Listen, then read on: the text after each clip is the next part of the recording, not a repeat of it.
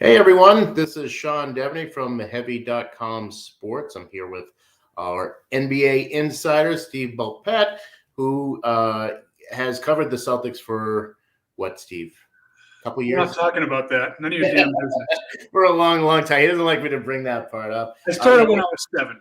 Okay. Yeah, sure. I won't go beyond that. But interesting time for this team because as we talked about before, they're playing well right now. They kind of have everybody back. They've got their rotation back. They've gone 8-4 in the last 12 games. And last night they had, to me, it was the kind of game that they've been losing in the last few weeks. But they had the downswing in the third quarter. They pulled their offense together a little bit. Once New Orleans junked up the game, they were able to score enough to win, and that's been a real problem for them. So it was nice to see that. Certainly, I hope a corner is being turned here. What would you see from the game last night? I wasn't all that excited about the game. First of all, you were playing against New Orleans, which had like almost nobody left of their decent players. I mean, their best players in Oregon getting rehab, and and what I saw was that they played good defense, I thought, for the most part, which is it's a good point. That's the third time in the last 4 games they've held the opponent under 100. So that's certainly a good sign. Again, who were they playing? And I hate talking to that guy, but there's that. But I do think they stuck to their defense for the most part. They were engaged on defense, which hasn't always been the case. It wasn't the case the previous night when they were letting the Hawks run out and get wide open threes. But the thing that I would think should disturb a Celtic follower is that when they had this big lead, they all of a sudden started coming down and throwing up threes early in the shot clock. Yeah, they see a lot of zone, and Amy talked about this last night. They see a lot of zone, and they just don't seem to know how to react to it. And it seems like their default position is let's jack up a three. Well, and they're not even trying at certain points to explore the zone and trying to get a paint touch and get the ball out to a squared up shooter. Look, the starters came out of that game with 2 minutes and 7 seconds left in the fourth quarter. Yeah, right. They should have come out with 2 minutes and 7 seconds left in the third quarter. It should have been a 35-point game. And those guys should have been, by the time the final buzzer went off, Tatum, Brown, Al Horford, those guys should have been showered in their street clothes. Yeah, right. So little disappointment there, but we've got bigger fish to fry here. Well, let me add one thing to it, Sean. Yeah. Is the point of that is not that you screwed up with it; it's that you need to have that kind of focus. Because if we're looking at anything that's been a Celtic problem this season and last season too, it's that they lose focus, and whether they're behind or ahead, doesn't matter. They'll go out of a game for like a stretch, and that'll be enough to get them in real trouble. So it's that kind of loss of focus that I think is the issue. Yeah. Anyway, but again, 3 wins out of 4 for the Celtics. Maybe some signs of life here.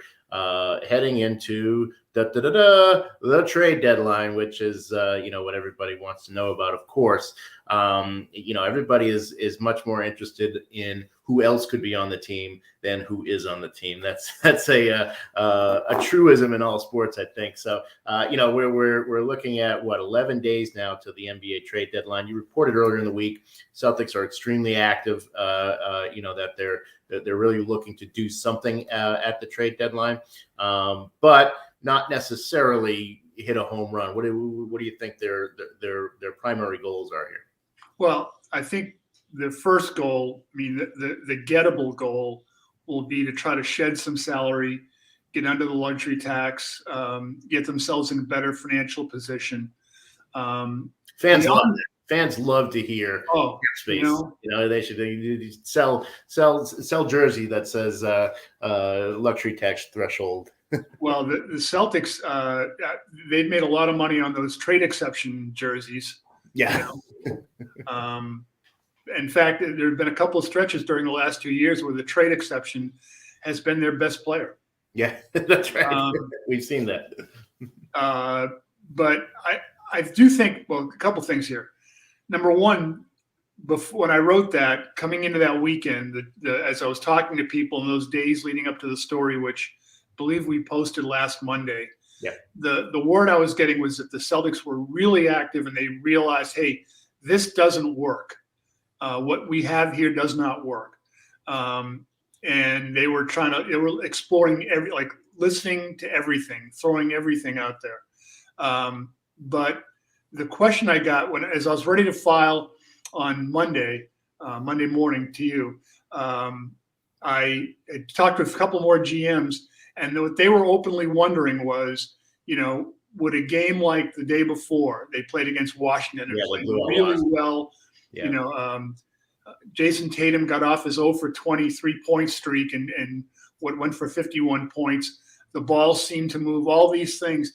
Would that make Brad Stevens, the Celtics, say, okay, well, let's ride this out a little bit? And the recent stretch, although I think there have been some warning signs, as we mentioned, with the focus wavering, I do wonder whether there's a little bit of, hey, nothing's going to change much right now anyway. Let's see what happens and perhaps look toward the summer. But I still think, from what I'm hearing, they're still willing to discuss everything that's out there. Mm-hmm. People are saying, well, and clearly they do not want to break up Jason Tatum and Jaylen Brown. But if someone comes in and makes you an offer you can't refuse, if someone offers you, a cornerstone player for Jaylen Brown, a cornerstone player plus something else for Jaylen Brown, you've got to think about everything. You can't be closed to anything. Right. You've got to be willing to allow another team to do something stupid for you, because those are the best trades. Yeah, and I don't think that this duo, as good as it is and as promising as it might be, it hasn't shown like it's impenetrable. You can't break it up. Of course you can't. But let's talk about some kind of specific names. Again, I'm Sean Devaney with Heavy.com Sports, and this is Steve Bulpett from our NBA insider here at Heavy. We want to look at some specifics. I think Dennis Schroeder is probably the guy that is sort of tabbed as most likely to not be a Celtic on February 11th. What do you think that the Celtics, what's a realistic, what can they realistically expect in return for a guy like Schroeder? I think if you look back and, we've at Heavy, we do our research. I think in Dennis Schroeder's senior class yearbook, he was voted most likely to not be a Celtic at the February 11th, there you go. Trade deadline in 2022. Trust me on this. Tony, don't bother. Trust me. Dennis Schroeder can play basketball really well when Dennis Schroeder's mind is pointed at what you want him to do. But the Celtics clearly need to play with pace. They need to play a more up-tempo game. And when you see him walking it up, and you look and go, hey, I've got Peyton Pritchard over on the side there. Now, Peyton Pritchard might not be the same experienced defender, whatever that Dennis Schroeder is. But if like last night, I thought was the perfect example of the perfect opportunity for Ime Udoka to say, look, we're not getting the ball up fast enough here. We're not getting in our offense. Dennis Schroeder, sit down and put Peyton Pritchard in and just see if he could goose the offense and get it going.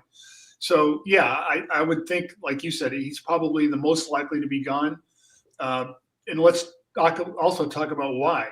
Because he's on a 1-year contract, and they're not going to be able to re-sign him because they're not able to go over $7 million or something to sign him for next year.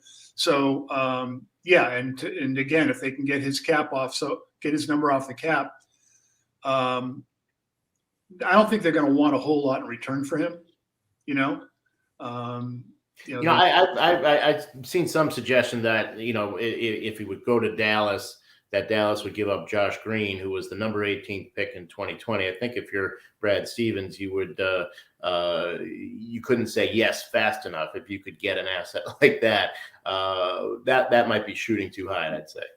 Yeah, well, the Celtics are big on, and they've been this way before, bringing in guys that they get to take a look at. Now, PJ Dozier, the Celtics pretty much already knew about him. He'd been here before. Yeah. He was on a two-way here. But a guy like Bol, when he gets back healthy before assuming before the season ends, they'll get to see him in workouts against, their regulars at their practice facility. And I think that's like an invaluable check on things. When you're looking at making a move for a guy, you never get intel that good. And even the games you watch the guy play are not probably the same as getting to be up and close with the guy, seeing him what his work habits are like day to day. Yeah, I guess I that when they got Bol that he was not long for the Celtics. But you think maybe there's a chance that he could stick around, especially as he's coming back and they see what his work ethic is. Yeah, he's worth the look. Again, though, he could be one of those pieces that gets moved, just as part of the side stuff in a deal. Yeah, but at the same time, if you keep him and you get a look at him, and he's kind of found money at that point. True. Yeah. So let's for Schroeder, I think maybe if you can get 2 second-round picks, one of them probably protected, then that's probably a realistic return. Especially if you can fold them into somebody's traded player exception to where you don't really have to take back a whole lot of salary. Or one of those 3-way deals where somebody's got the exception and you get a player back and you're able to shed. I think they need to shed it's somewhere around $2.5 million to get under that tax line. No question, that's what they're looking at. Yeah, I would think so. But I think there's concern too about the team as a whole. Yeah. They've been wanting to get their hands on a real live point guard. But then you see what Marcus Smart has done. Well, we know what he can do. And when you see him the last few games, just being focused on being a point guard, being a distributor, not being, having a more defined specific role. Yeah. And we'll get to Smart after we get through some of the trade deadline stuff. Because another guy that I really wanted to, I don't think they'll trade Smart. I don't think that they're ready to take that leap. At least not yet. I think maybe in the offseason they would. But a guy who I wonder about is Al Horford. A good start to the year. Everybody praised his defense and all of that. I'm not sure if you trade him away, you're probably looking at moving Tatum back to the 4, which you can argue might not be a bad thing. But can you really get anything for Al Horford? And is there anybody who would be willing to just sort of take back his contract? It's not, next year is not fully guaranteed. So he's got $27 million next year, 14.5 of it's guaranteed. So if you're trading the Celtics a 2-year contract, you could potentially save, $12.5 million there. But I don't think the Celtics aren't going to want to take back that much money anyways. And then B, I'm not sure that there's any team that's dying to put Al Horford's money on their books. No, but he's a guy that could help a decent team for a run. If a team is making a go for the championship, he's a guy that could help them. I think Al's kind of a weird case in that, one of my favorite ways to put things is that everything must be taken in context with players. Al Horford's a guy that looks much better when the team is playing good basketball. What I mean by that is sharing the ball, things like that. It's kind of the Gordon Hayward thing. If Gordon Hayward's on a team where guys are just taking turns, he's going to look like a fish out of water in a lot of ways. But when he's on a team that's moving the ball, wow, this guy's a perfect complement. He's perfect. He fits perfectly with what you're trying to do. So, but I do think Al Horford's a guy that could be moved. And I think if he does get moved, you might see Grant Williams in that spot as opposed to Jason Tatum moving up to 4, perhaps. But then again, would depend on what, if anything, they got back in that deal. Yeah. I'd like to at least see a backcourt of Pritchard and Smart. with Jalen at the 3, and you can't do that against every team, I know, size wise, but Jalen at the 3 and Tatum at the 4. I would at least like to have a look at how that goes. But yeah, I mean, Horford, you're right. I mean, he had such a great start, and I think there was, especially with the way Rob Williams played, I think you could kind of point to Al and his leadership on that to some extent. But the money's so big, you'd like to get rid of him, but I just don't think that's going to happen, at least not now. A name that's gotten brought up and in connection with Horford, in fact, and in connection with Marcus Smart and some other guys is John Collins from Atlanta. And I like him as a player, 24 years old, averaging 17 and 8. Still $100 million on that contract. It would be a big ask for the Celtics to wind up with John Collins. It's been a name that's been connected to them. I don't know. What do you think about that possibility? I just wonder what they'd have to give up for him, and I kind of doubt they'd be willing to give up as much as the Hawks would need. Yeah, I mean, it would probably be Smart, and then maybe Horford, maybe Richardson. You could build something there with Richardson and a young guy, whether it's probably a Neesmith, and then you're probably looking at least one pick, maybe two, and I think you're getting. You're getting a little high in the price, I think, for the Celtics, and then B, I think you're also getting, for Atlanta, they can't really take back 3-4 players. They've got a roster that they like. They can't clear everybody out to bring in the players. So you have to have a third team. It'd get, I think, a little complicated. Also, he's getting $100 million. So if you're the Celtics, you make any kind of move like that, you're all in. Like, you're all in for the next few years, and you're kind of saying that our roster is set. I just don't know that they're in the position to do that. Yeah, I would agree. I mean, he's a really nice player, and when you see the things he does, I've got a real affinity for guys who do the simple stuff, the basic stuff, like every time. Like, I was a huge Marc Gasol fan in his days in Memphis. Give me those guys that you can count on. Again, I'm not sure how it would work with what the Hawks would need to make that happen. It's a lot, and like you said, the Celtics, you'd be saying, okay, we're done now. This summer is not going to be the fertile trading ground that they were, I think, looking at. Yeah, that would pretty much lock them in. Just to wrap up with some trade stuff. Anything that you're hearing, Steve? Any names? I've heard Joe Ingles connected to the Celtics. I don't see them, going out of their way to bring in a 34-year-old who's struggling with his shot and is a free agent in the summer. Doesn't sound attractive to me. Justin Holiday, interesting name. Who probably would fit a little bit better for them in terms of being a guy who can shoot from the outside, play a couple different positions, maybe a little repetitive with Josh Richardson, but he's an interesting guy as well. Anybody else come to mind? Well, not particularly, but because when I look at guys that are out there, my first question is, will they get the opportunity in Boston? I mean, you've got a couple of guys now. I mean, he didn't look great last night, and his outside shot has been clunky. But he's only had a couple of attempts each time. I'm talking about Aaron Neesmith, but I think the guy can play, and I just think he needs opportunity and to have that be a steady opportunity. We've talked about it. I think the most recent video we did. And the team is coming into Boston Monday night, Miami. What Miami did, what Spoelstra did with Duncan Robinson here, and he had to convince Duncan Robinson, yes, shoot the damn ball. I mean, Duncan Robinson was like, do I belong here? All these things. And they worked with him to the point where they built his confidence. He'd have a bad shooting night and they'd be on him, keep firing away. And that required that work.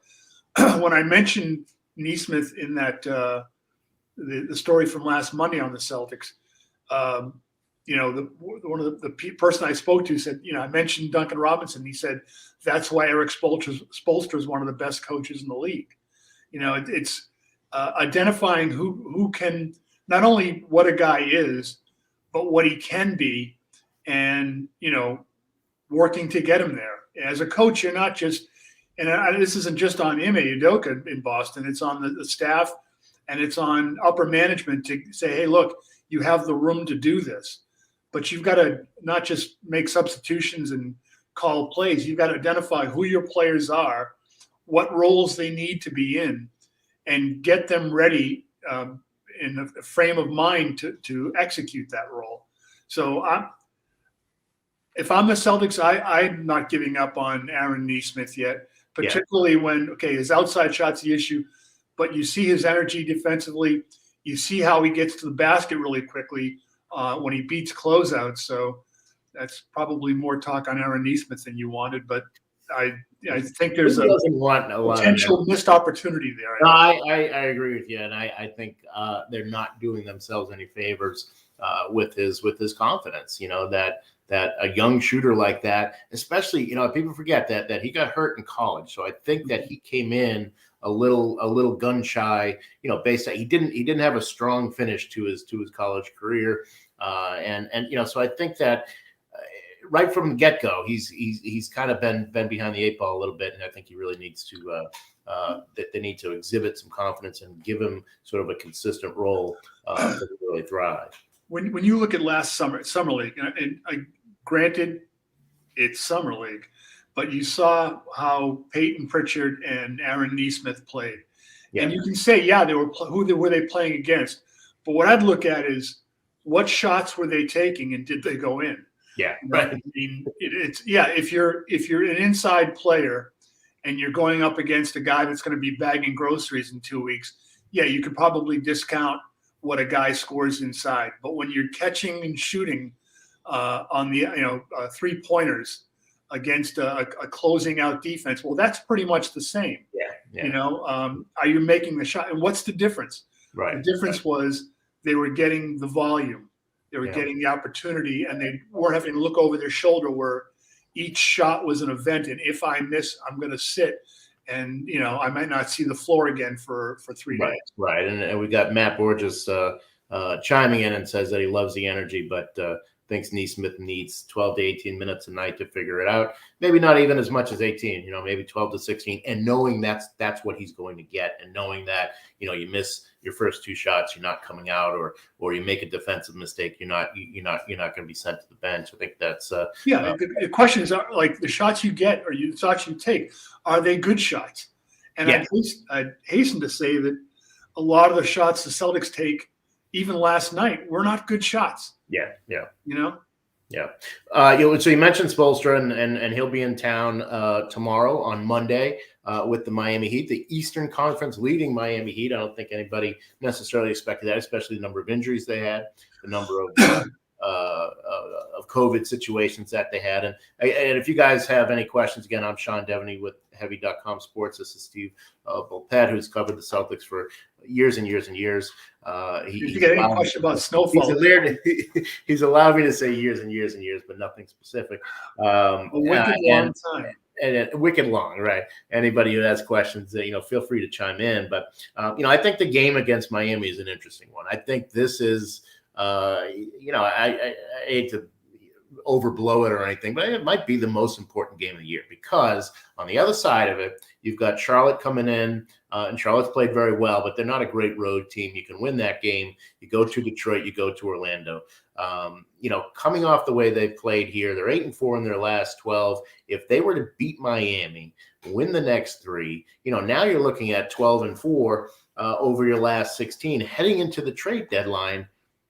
I don't know. I don't think that means you go out and you take a swing at a star player, but I do think it maybe makes you think twice about the group you have and what direction you're going to take on February 10th. What the Celtics need to do is they need validation games. Yeah. So, I'm with you. Like, you don't want to say that a game here in this early in the season, on the January February cusp is like, a must win of any kind. But it's a game that they need to validate what they're doing. To the opposite, the other end of the spectrum on that, you saw what happened Friday night. Friday night was one of those games. Yeah, It was a pass-fail test for the Celtics, and they failed it. If they had come out and they did come back in that game and make it a 1 point game, but the way they got down so early was, it says it ain't there yet. So not only do they, would you like to see them prove it to the team's followers? I think they need to prove it to themselves. Right. Yeah. I think they need to have Marcus Smart. Listen to Marcus Smart when he comes out after games. He pretty much says those kinds of things, and he said it last night. We keep going 1 win, 2 wins, 3 wins, and then a couple losses. And we can't do that. We've got to be consistent. We've got to find a streak. They need a streak here. Yeah, and again, but it's how well do you play against the teams that are in your sphere? Hey, look, they've had some really good games. The game they played against Phoenix in Boston, very good game. They didn't just take a good lead on Milwaukee on Christmas. They earned a big lead, then they blew it. But those are, a game like Friday, as much as people were getting excited about them, that took it all away. And that really deflated the view of that team. Monday is a game, like I said, that they're playing against a good team, a gritty team, and they need to come out and play with not just have a good run and maybe tuck the game away, but they need to come out and play with the kind of focus where that lets an opponent know that, damn, they're going to be in our face every possession on defense. And damn, they're going to move the ball on offense and make us move and get us into scramble mode and make us work. And they've got to be able to do that like all the time. You are what you do consistently. Right. And right now they're number 9 in the East. I think there's a chance they could jump up and catch Toronto and Charlotte. You'd like to be in the top 6 to avoid a play-in game. It's going to be tough. You got Miami, Chicago. I don't think they're going anywhere. Philly, I don't think they're going anywhere. Cleveland has been the big surprise. I keep expecting them to drop. They don't, and they're probably going to make a move at the deadline that'll make them better. And then you've got the Milwaukee and the Nets. I don't think the Celtics. So the Celtics are probably looking at play-in no matter what, and that's got to color how you look at the trade deadline. As well, I think, no matter what happens, I talked about the importance of Miami game and what the few games after that. But no matter what happens, I just think, you have to look at it like we're a playing team no matter what. And that's got to give you some perspective there. Do you have a question here, Steve, from Gary Webster, who says, we talk about a third star, but who would that ideal fit be, even if they had the assets to attain them? Now, they do have a lot of draft picks, so they have their draft picks going forward. They could do, the thing where they send 3 picks somewhere and get a star player down the road. I don't think that's going to, I could almost guarantee that's not going to happen at the trade deadline. But perhaps in the summer, you don't know how things are going to break with a guy like a Bradley Beal, for instance. If CJ McCollum, you get 1 more year off of that big contract that he has, and maybe he becomes a little more attractive. What would you look for, even if it's not a specific guy, but what do you think you'd like to see in a third player here with the Celtics? I think ideally they'd like to have, 2 things, like a good stretch 4. But that's second to number 1. I think the desire would be to have a point guard that speeds the offense, that controls the offense, that takes command of things, and a coach can say, "Look, here's the ball. Go find me a good shot." That gets the team into its sets and plays that way. That kind of controlling point guard type who can make a shot. And doesn't have to be like a superstar guy, but just a guy that they can count on to do that, Yeah. So I think that would be. But again, if the Marcus Smart we've seen since he's come back is the Marcus Smart you're going to get all the time for the rest of the way, then, you might be able to answer that question a little bit, because no other point guard you get is going to be as good a defender as Marcus Smart is. And you saw his numbers, like, from the other night, they broke it down to, the NBA breaks down to how a guy does defensively. And people didn't score, Trey Young didn't score a point on Marcus Smart. Right. Guys don't score on him. When he was guarding her. Yeah. So he basically did not allow a point to be scored on him the entire night, which is pretty remarkable. So perhaps, the Celtics solution, we're looking at trades. Perhaps, instead of the trade market, we should be looking to science and cloning. Just a thought. I don't know. Maybe the 2.5 feet of snow has gotten to my brain. I'm not sure. I don't know how that works at the CBA, Steve. But, Matt's got a question here, and he says he'd like to see a big man that gets doubled every time he gets the ball, and someone who can dominate to open up space for the Jays. I think that's a nice thought.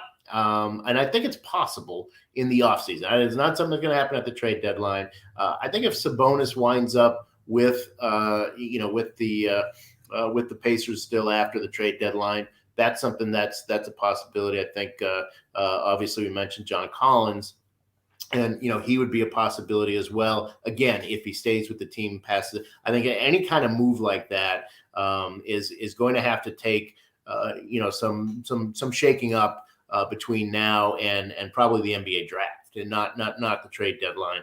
I think you're looking at the offseason for something like that. Yeah, and I would be very careful with what the Celtics might bring in for a big man. Not to hone in on muscle in on Chris Forsberg's territory, but Rob Williams is a really good player, and you've got him for good money. And for what you have he not only is good individually in what he does, but he kind of fits what you're trying to do here, in that when the ball gets into his hands, it don't hang around there very long. Yeah. He moves it. He's a good passer. Yeah, his shooting away from the basket could improve some. Give him time. Maybe it will. When I look at something like that for a guy like him, I look at him at the free throw line and say, okay, the mechanics are there. Just give him reps. But you don't necessarily want him shooting mid-range shots right now, because he's so good moving the ball, and he runs the floor so well. And what you need then is make sure guys are looking up with the ball and rewarding guys that run the floor like that. So you could, as much as you might want to have a John Collins and all these, Sabonis would look nice. You've got to wonder, is it going to impede what you already have? Right. I almost think like a more role player type guy, Marcus Morris type, for instance, a guy who can bang around a little bit when you need him to, but can step back and shoot the three and force defenses. To be honest, now I don't think they're going to go out and get Mook back. I think at his age, that's not something that they're looking for. But a guy like a PJ Washington in Charlotte, if they could find a way to shake him free, that would be that kind of guy, who isn't necessarily putting up 20 points a game, but can force defenses to at least be honest. I think that's something that I think Brad Stevens should call Michael Jordan and say, look, let's make this Terry Rozier deal a little bit more fair. Just give us PJ Washington. Yeah. Well, there's rumors that he's been on the market, so I don't know. Maybe they can make it work. They'd have to give up a first round. Well, I'll say this here: the last time the Celtics, and you've got to look at this, I think it's really important. The last time the Celtics added a guy named PJ during the season, they won a championship. Yeah, there you go. That's got to mean something. PJ, all right, last thing here, and I'm Sean Devaney from Heavy.com Sports. This is Steve Bulpett, our NBA insider. We're talking some Celtics here. Appreciate your questions, guys. But we're going to look finally at Marcus Smart, who's back from COVID and in 4 games, had 12 assists last night. He's averaging 6.8 assists. He has come back and all of a sudden he's John Stockton. What's going on? Except I presume he's vaccinated, so I don't know. So what's going on with Marcus Smart, Steve? Is do you buy where he is right now? Biggest difference between Marcus Smart and John Stockton is that Marcus Smart is allowed to go to Gonzaga home games. And the length of their shorts is different too. Yeah. Well, there's that too. Yeah, look, and I think assist numbers can be kind of a fallacy, because I think even more important to a team's overall offensive health are the hockey assists. Yeah. You know, the ball making 3 or 4 quick pops before it gets to a guy to finish. And then the numbers can be skewed as well, because he could be hitting wide open guys who could brick the shots. But I think more what you're seeing is that he is starting the ball. He is creating that kind of movement. And when he gets the ball in the middle, on a drive or whatever, he's making the good laydowns. And he is, he's the best guy in the world working with Rob Williams on the lobs, which are high percentage shots. Yeah, that's what I hear. Yeah. It's funny. I don't mean to get too deep into analytics there, but yeah. I remember being at the and I could remember this, and I was thinking about it the other day. Being at the 2014 NBA Draft Combine in Chicago, and talking to Marcus, and somebody asked him, what do you want to prove? And this was 2014. This was 8 years ago, and he said, I want to prove that I can be a point guard. I want to prove that everybody says that I can't be a point guard. And I was like, he could have said this last week. In fact, he did say it last week, and yet he was saying it 8 years ago. It's been sort of this crusade for him over the course of his career, going all the way back to college. So, I certainly I hope it lasts. I think it's how they play best, and we'll see if he can maintain that. Way back then, Marcus was on when he's a college guy, was on one of those U.S. international teams, junior this or whatever it was, or I'm not even sure.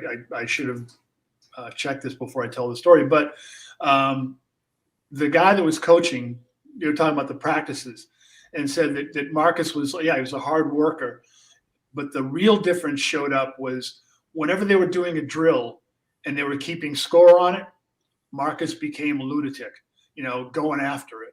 So that kind of competitiveness, and with Marcus, it's sometimes misguided, like he's firing away. But again, if this is what was pointed out to me by someone in the league, that if you look at how Marcus plays when he's on the floor with better players, with really good players, his usage rate is down, which is good. It's like he's moving the ball more. Yeah. So he needs to be like in those kind of situations, I think. Yeah. Having said that, he might be better off, if you're a really good team, he might be better off as your sixth man, because you can put him in the game and say, okay, guard anyone from 1 through 4 that we need. We need to. Yeah, that's why I say I would like to see Pritchard and Smart, as a starting backcourt, just to see how that looks with Jaylen Brown and Tatum at the 4. Again, I know you can't play that way against everybody. You don't want to do that against the Sixers most likely, but it is something I think is worth exploring, especially with more teams going small and small and smaller. I think the coach was Billy Donovan. I think the coach of that USA team. You are correct. Yeah, I remember this. I remember now saying it. Yeah, absolutely. Yeah, you're right. Because I was hesitant to say it because I wasn't totally sure, but yeah. Yeah, because Billy Donovan was close with Travis Ford, who was the coach at Oklahoma State, and it was Billy Donovan who told him, get Marcus Smart and play him at point guard. And Travis Ford did that. And of course, they had 2 pretty good years there. So interesting history there, Steve. Great chatting with you, my friend. And thanks everybody who joined us. Come back and see us again. Have some questions, and we'll be happy to answer them and chat with you guys too. So anybody that wants to help shoveling, we're always, except we're snowed in here in New England. Most of you guys. Here's a question for you. When you were young, when you were a little kid, when it snowed a lot, what was your first question? Is there school today? Did they call off school? Of Well, course. yes. Okay. But secondly, just in terms of the snow itself, Well, how much is there? How is it wet? Can I make is can I it make a good snowball? snowball snow? Yes, right, of course. Yeah, yeah. Well, appreciate it, Steve. And again, appreciate everybody who joined us. And please come back and see us again.